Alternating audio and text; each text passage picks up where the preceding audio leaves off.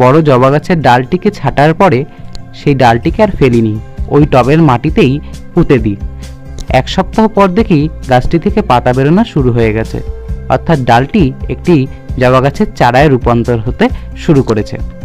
অর্থাৎ আপনারাও কিন্তু অতি সহজেই 15 দিনের মধ্যেই জবা গাছের ডাল থেকে চারা তৈরি করে নিতে পারেন।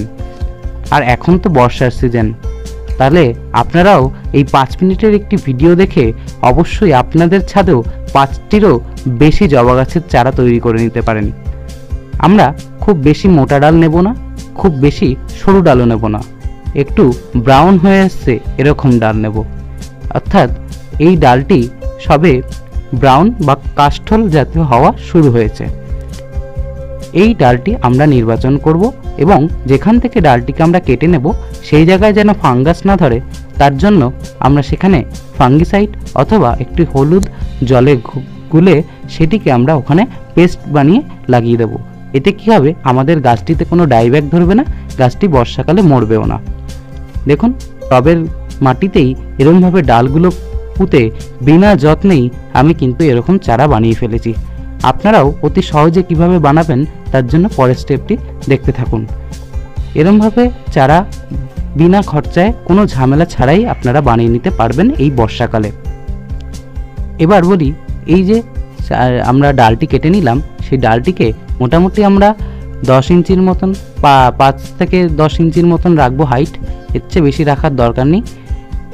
এবার যেই জায়গাটি আমরা পুঁতবো সেই জায়গাটাকে প্রথমত আমরা 45 ডিগ্রি অ্যাঙ্গেলে কেটে নেব, মাথাটিও এবং যেই জায়গাটি পুঁতবো সেই জায়গাটিও।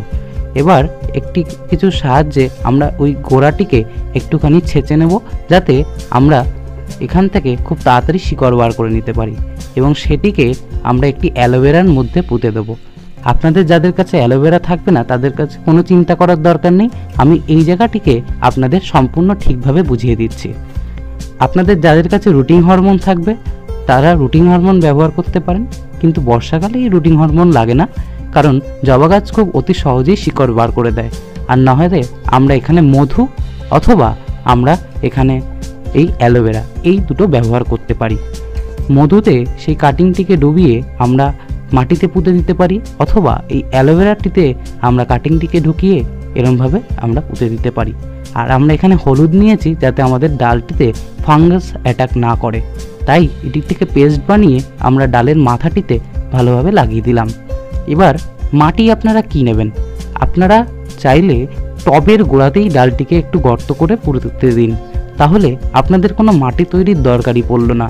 এবং যারা ভাবছেন সেরকমভাবে কিছু করতে পারছেন না, তারা সমভাগ মাটি এবং তার সাথে সমভাগ কোকোপিট এই দিয়ে মাটিটিকে তৈরি করবেন টবের মধ্যে ডালটিকে দিয়ে। এবার আপনারা প্রতিস্থাপন করবেন অ্যালোভেরাটি সমেত। আমি এই পাশে এই যে ডালটি পোতা রয়েছে এই ডালটি থেকে আমি 1 মাস হয়ে গেছে ডালটি, এই ডালটি আমি আপনাদের তুলে দেখাচ্ছি কত সুন্দর এর থেকে শিকড় হয়তো বেরিয়ে গেছে। এই যে আমি যে কাটছি, আপনারা একদম টবের নিচ থেকে কিন্তু কাটবেন, যাতে গাছের শিকড়টি একদমই না ছেড়ে। দেখুন কত সুন্দর শিকড় বেরিয়ে গেছে।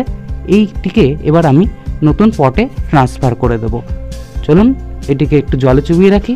এবং এই গাছটিকে কোথায় রাখবেন, এটিকে আপনাদের কোনো যত্ন নেওয়ার কোনো দরকার নেই, এটিকে জাস্ট ছাওয়ায় অর্থাৎ একটা শেড এরিয়াতে এটি গাছের তলায় যেখানে ইচ্ছা রেখে দেবেন।